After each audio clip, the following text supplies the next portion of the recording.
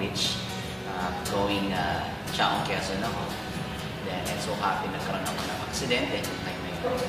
At yung aksidente yun, nagkaroon ako ng 3rd degree burn and 2nd degree burn.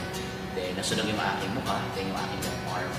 And after nung na-aksidente ako, hindi ako nagpadala sa hospital kasi para sa akin, nagtapos ako sa aking puso pagdating sa natural medicine. So, ayoko yung gagamot sa akin, maliban sa akin.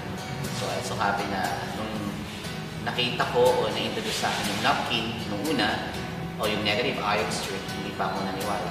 So, ginamit ko muna, which is yung very traditional and conventional approach. So, naglagay ako ng mga topical use, topical ointment, then at the same time, yung mga boost pad na yun. But it so happens, lalong lumala yung aking sunog o fever.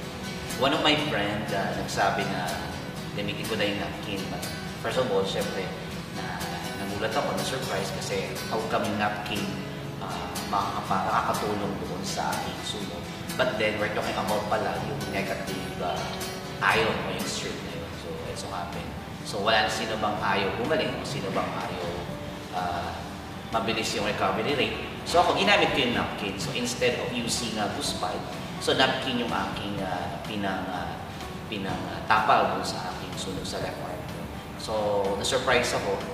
After 15 days, parang talagang nakita ko yung kilos ng produkto na talagang it works talaga. 4 days ako nag-decide bago ko siya ginamit. So, after 15 days, so doon ko nakita yung napakagandang effect mismo ng produkto.